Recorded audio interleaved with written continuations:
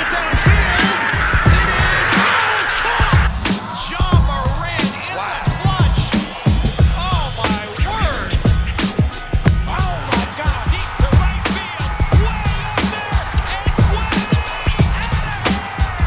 down the sideline. Jefferson. Another huge run. Jalen Red broke tackle. Stayed on his feet.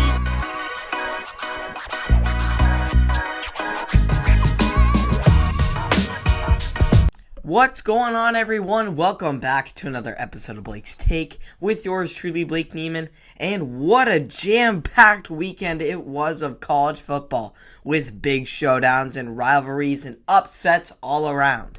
Starting off with none other than our long-standing in-state rivalry for the Platypus Trophy, with Oregon and Oregon State showing down for the 125th time, with the Ducks looking to clinch their third straight Pac-12 championship game appearance, while the Bees were looking to upset the Ducks for the second straight season. With the first sellout crowd at Austin Stadium in nearly 2 years, Oregon learned from its past mistakes and scored on each of its first four possessions, while the defense shut down the Bees' elite ground game to jump out to an early 24-3 lead. But the Bees would battle back strong in the second half with 4 touchdowns. Nevertheless, it wasn't enough, as Travis Dye would put the cherry on top with a rushing touchdown to put the game out of reach. Oregon State would score on the final touchdown for dignity and cause a good old rivalry fight to break out towards the end of the game. But ultimately, it was the Ducks who walked away with this one and will be heading to Vegas to face off in a rematch against the Utah Utes, who just last week ruined the Ducks' college football playoff hopes. In hopes of claiming revenge and the Pac-12 championship, the Ducks will head and try and get that win over Utah. As for the Beavers, unlike in years past, their season doesn't end here in Eugene. They will now prepare for their first bowl game since 2013. All in all, I was pretty satisfied with the showing by the Beavs, not rolling over in the face of adversity, which has been a key trait for them all season, and they have carried it throughout this season and will hopefully continue to do so into the ones to come. On to now another all-time rivalry in Michigan versus Ohio State, with Jim Harbaugh looking to finally get the monkey off his back by beating the Buckeyes and trying to get a solid chance at cracking into the college football playoff. The Wolverines did just that and more against their rivals, wiping the Buckeyes by 2 scores en route to a 42-27 victory.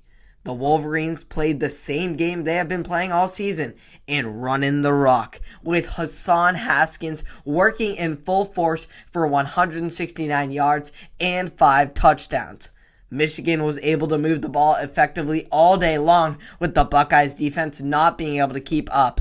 And it's not like Ohio State made a bunch of mistakes either. It just came down to the Wolverines being more hungry and ready to dominate in the big house from the get-go. Now the Buckeyes definitely didn't have the refs on their side, as they lost over 66 yards due to 10 penalties, 5 of which came from false starts.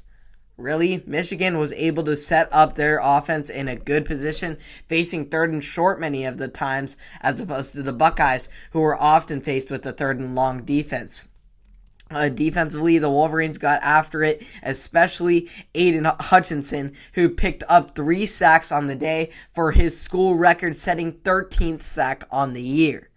The Buckeyes, on the other hand, were not able to make a single tackle for a loss on the day, which proves why the scoreboard was so high. It seems like a strong run-oriented teams have been the weakness of this Ohio State defense this year, with the first being Oregon and now Michigan being the second one to make the Buckeyes their victim. What a big win for Michigan football, clinching the Big Ten East, and John Harbaugh clinching his job in completing the best regular season as a head coach of Michigan, and a possible chance to win the Big Ten championship for his first time in his career, as well as a college football playoff berth.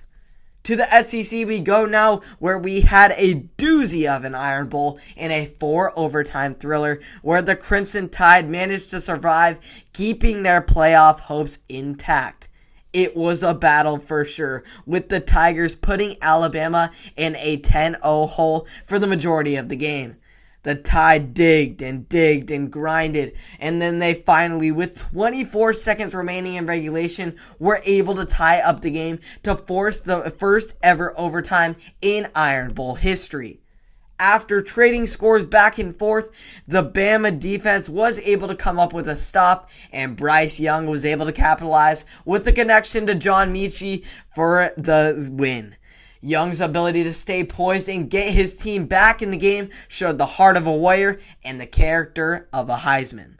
With CJ Stroud being really the only other threat, Young had the edge in the sense that he led his team to a conference championship game and has kept the possibility of a college football playoff hope alive. Alabama's situation, it's really interesting.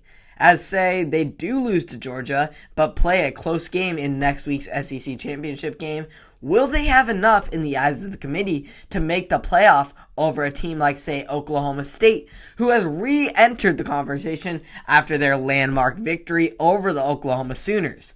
The Cowboys broke the Sooners' 6th straight Big 12 titles win streak in a nail-biting 37-33 victory. The OSU defense really made up for their dumb mistakes early in the second half after a muffed punt for a touchdown and a safety by not allowing the Oklahoma offense to put up any points from that point on.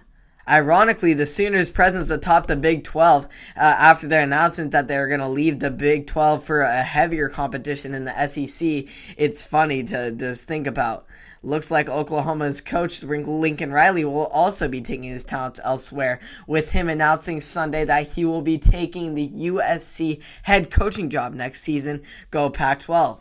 Could this be the beginning of a downhill slide for the Sooners? Who knows? Something to think about, and the rest of what's going on as we approach the conclusion of the college football regular season. Hope y'all enjoyed all those rivalry games. Those were intense, and those are what rivalries are all about, and this is what college football is all about. It's going to be a crazy finish, and we'll see who is in. Hope y'all enjoyed that. You can catch all this and more on Apple Podcasts, Spotify, and or YouTube. I will see you all in the next one. Have a fantastic day.